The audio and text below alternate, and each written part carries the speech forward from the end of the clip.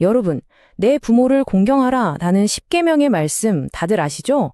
그런데 이 말씀과 완전히 정면으로 부딪히는 것처럼 보이는 성경 구절이 있다면 어떠실 것 같으세요? 땅에 있는 자를 아버지라 하지 말라. 바로 이 한 문장 때문에요. 실제로 신앙을 이유로 가족과 등을 진 사람들까지 있었습니다. 정말 심각한 문제죠. 그래서 오늘 이 시간에는 원어의 샘 윤영문 목사님의 설교를 바탕으로 수많은 오해를 낳았던 이 말씀의 진짜 의미를 한번 제대로 파헤쳐 보려고 합니다. 우리가 그냥 한글 번역본만 읽어서는 도저히 알 수 없는 원어가 숨기고 있는 그 깊고 놀라운 진실을 함께 찾아 떠나보시죠. 자, 그럼 이 거대한 수수께끼를 우리가 어떤 순서로 풀어나갈지 한번 볼까요? 첫 번째로는 이 구절이 왜 성경 최대의 오해라고까지 불리는지 그 위험성을 먼저 짚어볼 거고요.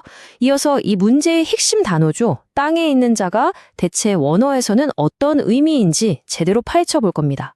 그리고 여기서 멈추지 않고 성경의 또 다른 난제인 살아있지만 죽은 자라는 개념을 통해서 아주 중요한 단서를 얻을 거고요. 이걸 바탕으로 두 종류의 아버지를 명확하게 구분해 볼 겁니다.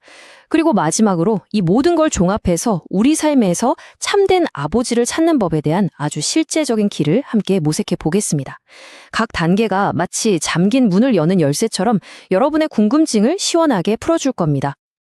네, 첫 번째 단계입니다. 성경 최대의 오해. 아니, 왜 이렇게까지 좀 강한 표현을 썼을까요? 그건 바로 이 구절을 단지 문자 그대로 받아들였을 때 그 결과가 단순한 혼란을 넘어서기 때문입니다. 신앙을 위해서라면 가족도 버려야 한다. 이런 극단적인 해석으로 이어져서요. 인간관계의 가장 기본이고 소중한 연결고리마저 끊어버리는 그런 안타까운 비극들이 실제로 일어났습니다. 말씀이 생명을 살리는 게 아니라 오히려 파괴의 도구가 될 수 있다는 것, 그 위험한 단면을 먼저 우리가 제대로 직시하고 넘어가야 합니다. 바로 이 말씀입니다.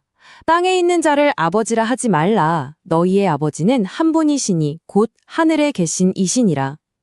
들어보시면 정말 단호하죠. 어떤 예외도 허용하지 않는 굉장히 절대적인 명령처럼 들립니다. 우리가 평생 아버지라고 부르며 살아온 그 존재를 부정하라는 말처럼 들리니까 이 구절 앞에서 당황하고 혼란스러워하는 건 어쩌면 너무나 당연한 반응일 겁니다. 모든 오해는 바로 이 강력하고도 오해하기 쉬운 문장에서부터 시작되는 거죠. 그럼 정말로 신자는 나를 낳아주신 육신의 아버지를 부정해야만 하는 걸까요? 그게 정말 믿음의 증거일까요?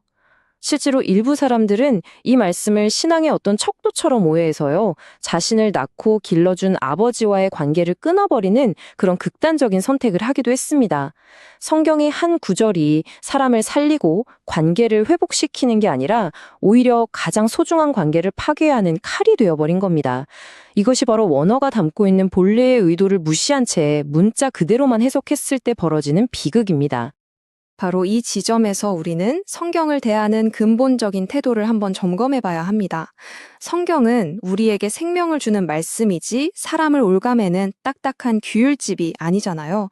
하지만 본래의 의도와 전체적인 맥락, 그리고 특히 원어가 담고 있는 그 깊은 의미를 싹 제거하고 겉에 있는 문자만 취할 때 성경은 생명의 책에서 무서운 통제의 도구로 변질될 수 있습니다.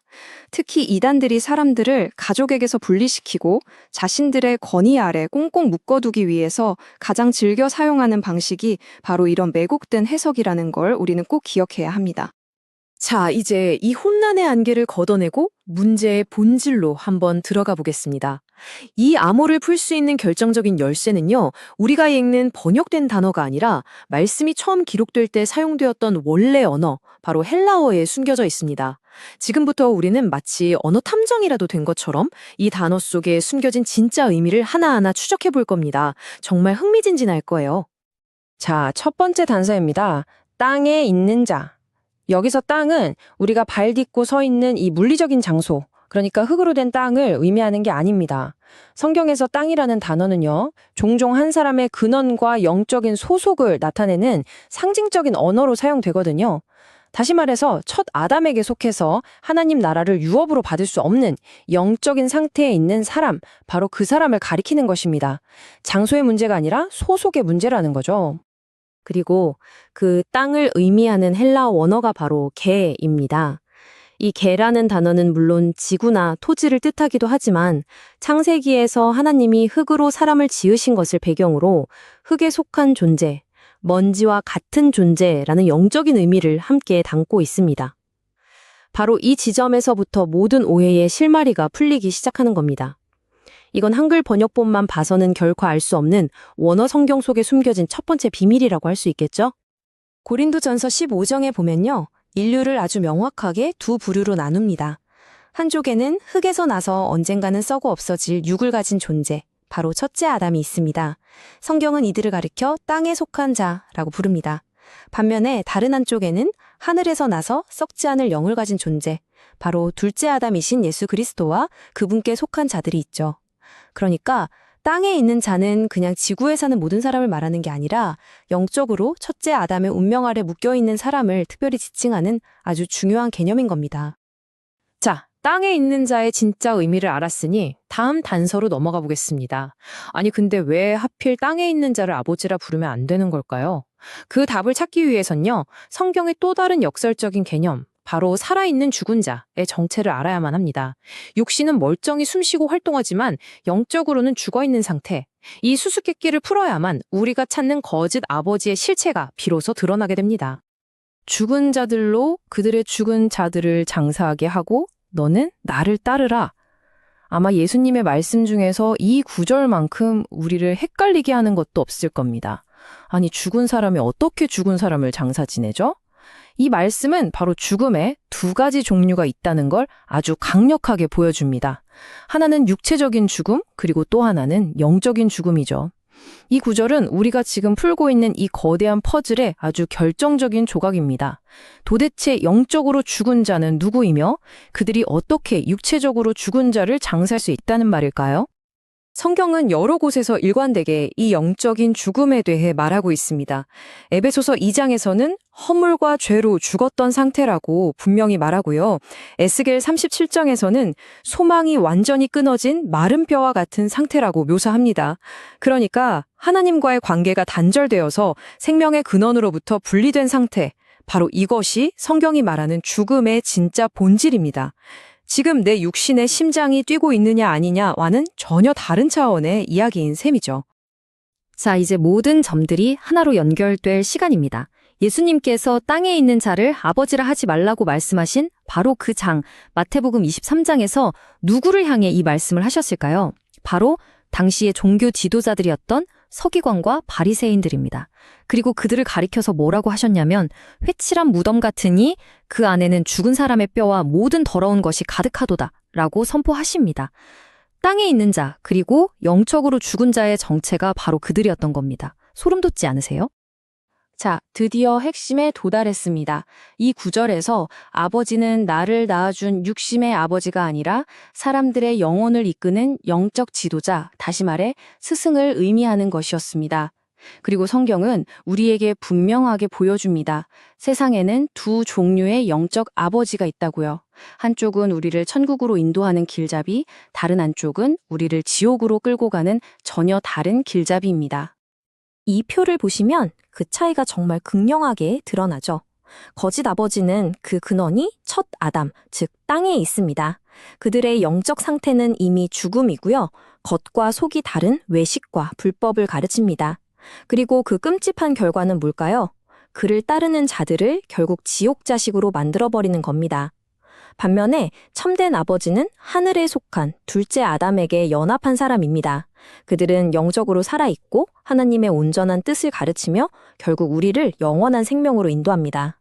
근원부터 결과까지 모든 것이 완벽하게 정반대입니다. 그리고 잘못된 영적 지도자를 따르는 결과가 얼마나 끔찍한지 예수님께서는 이렇게까지 경고하십니다. 너희는 교인 한 사람을 얻기 위해서 바다와 육지를 두루 다니다가 생기면 너희보다 배나 더 지옥 자식이 되게 하는도다. 이게 그냥 단순히 잘못된 길로 가는 수준이 아닙니다. 스승보다도 더 악한 상태로 전락하게 된다는 정말 무서운 경고입니다. 우리의 영적인 안내자를 잘못 선택하는 것이 이만큼이나 치명적이라는 걸 보여주는 거죠. 바로 여기서 원어 성경의 놀라움이 다시 한번 드러납니다. 너희 아버지는 한 분이라고 할 때 여기서 한을 의미하는 헬라어 단어가 에이스인데요.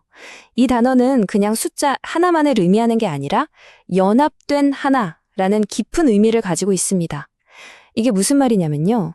하나님 아버지 그 자체뿐만 아니라 그분과 완전히 하나로 연합해서 그분의 뜻을 온전히 가르치는 참된 영적 스승들 또한 하나보지의 범주 안에 포함될 수 있다는 걸 암시하는 겁니다. 번역본만 읽어서는 상상도 할 수 없는 의미죠. 정말 놀랍지 않나요? 자, 이제 우리는 흩어져 있던 퍼즐 조각들을 모두 맞췄습니다. 이 말씀이 육신의 아버지를 부정하라는 것이 아니라 영적으로 죽은 거짓 스승을 절대로 따르지 말라는 강력한 경고라는 것을 알게 되었습니다. 그렇다면 이 중요한 깨달음을 가지고 이제 우리는 무엇을 해야 할까요? 어떻게 하면 내 삶에서 진짜 참된 아버지를 찾아 나설 수 있을까요? 그 구체적인 여정이 바로 여기에 있습니다. 첫 번째 단계는 거듭남입니다. 첫 아담의 죽은 상태에서 벗어나서 둘째 아담에게 속하여 새로운 생명을 얻는 것, 이게 모든 것의 시작입니다. 하지만 여기서 끝이 아니죠. 두 번째 단계는 분별입니다. 갓 태어난 영적인 생명은 반드시 양육이 필요하거든요. 하나님과 온전히 연합해서 생명의 말씀을 먹여주는 참된 스승을 찾아야 합니다. 그리고 마지막 세 번째 단계는 순종입니다.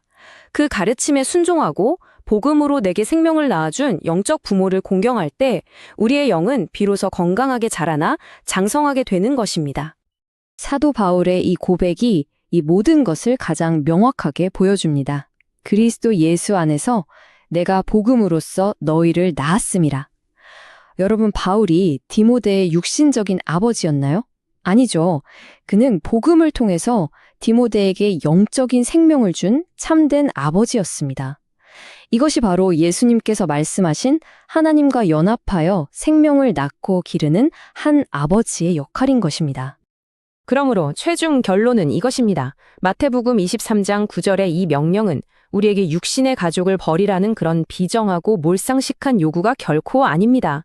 오히려 그 반대죠. 세상에 속해서 영적으로 죽은 상태로 우리를 생명이 아닌 멸망의 길로 이끄는 거짓 스승, 거짓 아버지를 절대로 따르지 말라는 우리의 영혼을 향한 가장 강력하고 사랑이 가득 담긴 경고인 것입니다. 이제 이 모든 깨달음을 가지고 마지막으로 여러분 자신에게 이 질문을 한번 던져보시길 바랍니다. 지금 당신의 삶을 인도하고 있는 영적인 아버지는 누구입니까? 그분은 당신을 흙에 속한 첫 아담의 길로 이끌고 있습니까? 아니면 하늘에 속한 둘째 아담의 생명의 길로 이끌고 있습니까? 이 질문에 대한 여러분의 답이 여러분의 영원한 운명을 결정하게 될 것입니다.